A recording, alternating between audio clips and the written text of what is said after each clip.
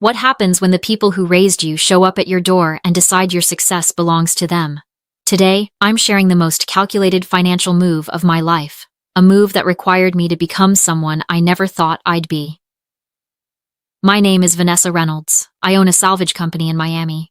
I built it from nothing. Every penny, every contract, every sleepless night, mine alone. 3 years ago, I deleted my family's numbers. I needed silence. I needed distance. I got 3 years of peace. Then that silence broke. I was in my master suite on my yacht when my father walked in like he owned the place. Wearing my silk robe, drinking my vintage scotch. "Don't just stand there, Vanessa," he said calmly. "Your brother is stressed. He needs the master suite. You can sleep with the staff."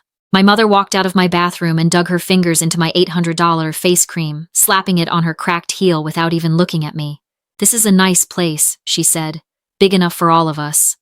Something inside me went very quiet, that quiet that comes before a storm.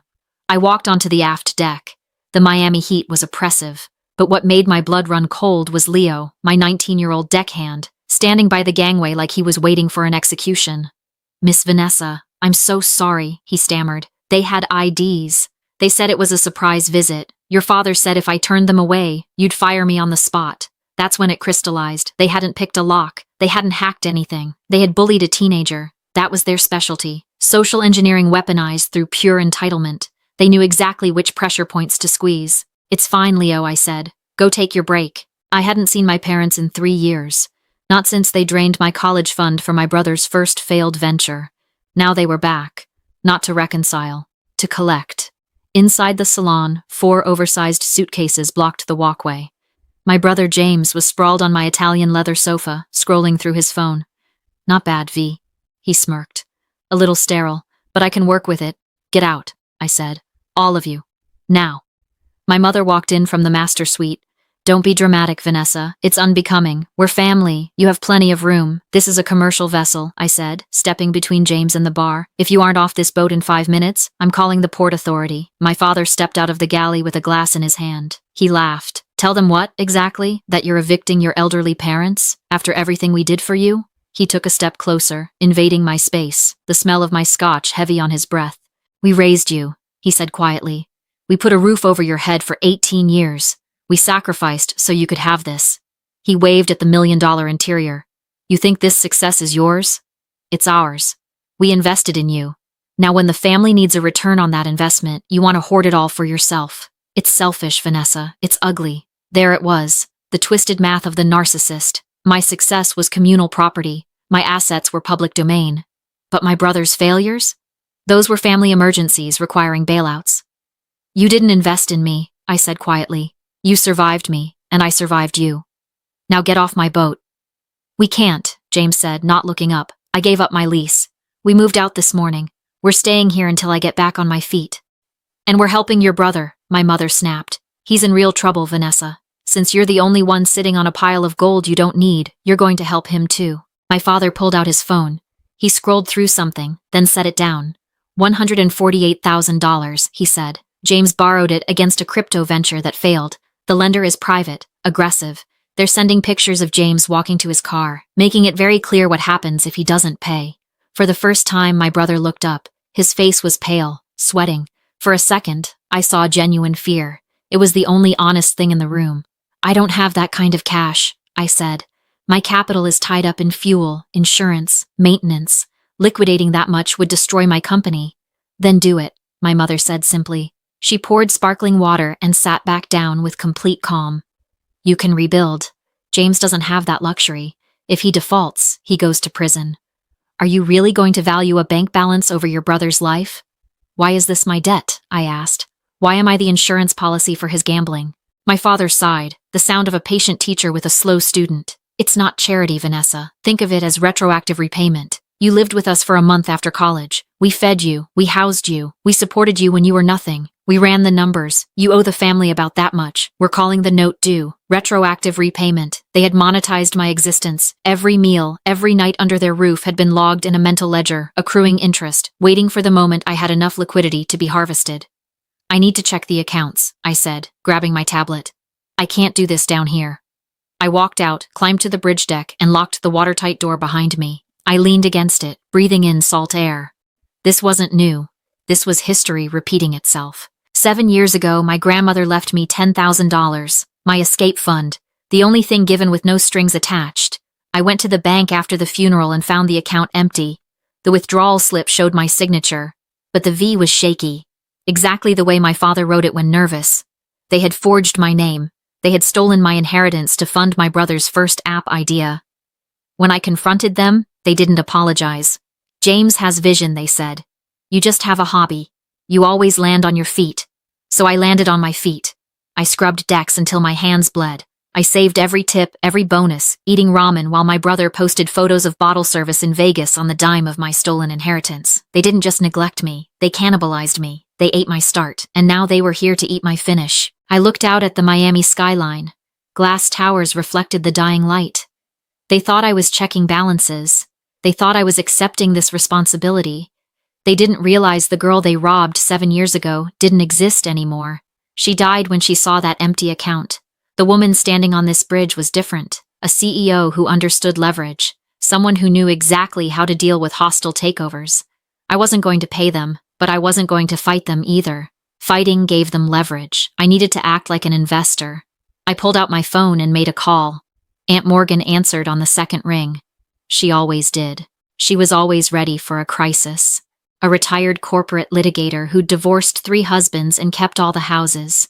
I need help, I told her, and I need you to do something that might be illegal. She didn't ask questions. She told me to come to the Havana, the cigar bar where she spent her afternoons. I walked back to the salon. I need to go to the bank, I told them.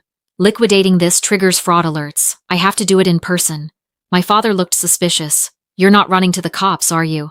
Because that ends badly for James. And for me, I said, grabbing my keys, I'm going to save your son, just like always. I walked off the boat without looking back, but I didn't go to the bank. I drove 3 blocks to the Havana. Aunt Morgan was waiting in the back booth, nursing espresso. She glittered with diamonds. Let me see the demand letter, she said, extending her hand. I handed her the crumpled paper. She scanned it. Her eyes narrowed. Then she laughed. This isn't a loan shark, she said. This is Barry Siegel. He runs a predatory lending shell out of Fort Lauderdale. He targets rich kids and scares them into paying double interest. Can we stall him? I asked. Better, she said. She pulled out her phone. Barry owes me a favor from the '98 merger. If I offer him 60 cents on the dollar in cash today, he'll sell the debt note to us. He'd rather have 60% of something liquid than 100% of nothing. Do it, I said. Buy the note. She dialed. Her voice dropped into that terrifyingly pleasant register she used before destroying witnesses. 3 minutes later, she hung up. It's done, she said. The wire is pending. As of 10 minutes from now, you become the holder of James's debt note. You own him. Good, I said. Now help me draft the paperwork. We spent an hour on her iPad. We didn't draft a check. We drafted a trap. A legal trap with teeth and claws. By the time I walked back to the marina, the sun was setting, casting bloody shadows across the water.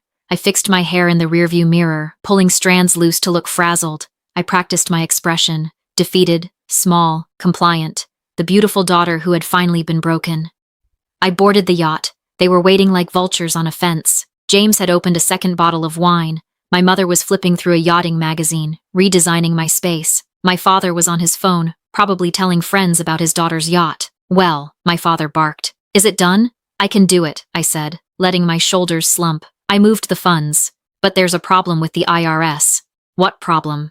It's 150 grand leaving a corporate account, I explained, my voice trembling. I can't just gift it to you. The auditors will flag it as embezzlement. I have to book it as a formal transaction, a debt purchase. I pulled out my phone and set it on the coffee table, propping it up so the camera faced the sofa.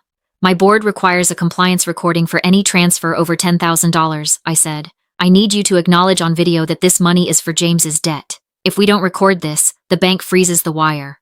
My father looked at the phone, then at the bottle, then at James. Greed is a powerful anesthetic. It numbs the survival instinct. Fine, he grunted. Turn the damn thing on. I pressed record. I'm sorry for earlier, I said, my voice softening. I walked to the wet bar and popped Dom Perignon. I was stressed. The business is a lot. I shouldn't have taken it out on you. I poured 4 glasses. The bubbles hissed in silence. I handed them each a glass. They took them with weary, greedy eyes. Alcohol and apology. The two things they could never resist. I want to help, I continued, sitting down opposite them, making myself look smaller. I can't let James go to prison. Family is family. My mother exhaled dramatically. Finally. I knew you'd come to your senses, but I have to do this carefully, I whispered, leaning in like a conspirator. I can't just write a check. My accountant would have a stroke. The tax implications would kill me. I'd lose 40% to the IRS. My father leaned forward, scotch forgotten. So what's the plan? We structure it as a debt purchase, I lied smoothly. My company buys the debt note. It goes on my books as a distressed asset acquisition. That way it's a tax write-off for me. I save about $40,000 in taxes and James gets off scot-free. I watched his face change. He understood that I wasn't just giving them money, I was helping them cheat. That made him feel smart. That made him feel safe. That's complicated, James said, eyeing the camera. It's just paperwork, I assured him. But to make it look real for the auditors, I need a paper trail, I continued. I need you to sign an asset guarantee. It says if the debt isn't paid, which it won't be because I own it, the company has a claim on your assets. It's just a formality. I pulled the document from my folder. It was thick, dense with legal jargon. It's a dummy document, I said, waving my hand dismissively. We file it in the cabinet and it never sees the light of day, just so I can show the IRS that this was a secured investment and not a gift. My father picked up the pen. He was still excited, still convinced he was pulling off something brilliant. So we sign this and the debt is gone? Poof, I said. I wire the funds to the lender immediately. Tomorrow morning, the pictures stop. James is free. But first, I said, gesturing to the phone, I need you to state on camera that this debt belongs to James and that you currently have no liquid assets to pay it. The auditors need to know you're insolvent. My father cleared his throat. He sat up straighter and looked into the lens of my iPhone with complete confidence. I, Roger Reynolds, acknowledge that this debt of $148,000 was incurred by my son, James Reynolds. We do not have the cash on hand to settle this obligation. Perfect, I said. And just to clear the air for the audit history, we should mention grandmother's inheritance, show that family funds have been commingled before. It was a massive gamble, but my father was 3 drinks in and high on solving all his problems with one signature. He didn't see a trap, he saw a formality. Sure, he waved a hand. We used Vanessa's inheritance years ago to fund James's first venture. It's all the same pot. Family money. My pulse pounded, but my face stayed calm. He had just confessed on camera to grand larceny and fraud. And he'd done it smiling because he thought it would help me dodge taxes. I slid the document across the table. Sign here. All 3 of you. They didn't read a word. My father signed with a flourish. My mother followed. James came last, his hand shaking. They smiled when they were done, convinced they'd cornered me, convinced they'd won. My phone buzzed in my pocket. Transaction complete. Asset acquired. I stopped the recording. The money's gone, I said evenly. My voice changed. The tremor disappeared. Every mask came off. I became myself again. The debt has been purchased. They stared at me. And I didn't pay it off with your money, I continued. I bought it using my own capital. You owe me now, not the lender, me. I showed them the clause. The one buried in the legal language. The one that said their recorded admission of insolvency triggered immediate default. The one that put a lien on their assets. The house was collateral. The lien was enforceable. The foreclosure was live. My father exploded. His face went red. He stood so fast his chair fell backward. He started shouting, his voice shaking with rage and realization. My mother screamed. Not words, just noise. James panicked. He grabbed his phone like it could save him. It couldn't. I pressed the silent alarm. Port Authority officers arrived within seconds. They filled the salon with uniforms and authority and complete disinterest in family dynamics. These passengers are unauthorized, I said calmly. This is a commercial vessel. They refused to leave. The officers escorted them off without incident. No arguments, no leverage left, just the sound of their footsteps disappearing down the gangway. 3 weeks later, the court ruled in summary judgment. The lien stood. The house sold. Everything was covered. James got a wage garnishment order, 15% of his earnings for 10 years. You're a monster, he said to me later, his voice breaking. No, I replied, looking him directly in the eye. I'm a creditor. As the yacht pulled away from the marina, I deleted their numbers. I watched the contact list update. Roger, deleted. Brenda, deleted. James. Deleted. Clean cut. Clean break. Family isn't priceless. Sometimes family is a liability. Sometimes the best investment you can make is in yourself. I learned that lesson the hard way. But at least I only had to learn it once.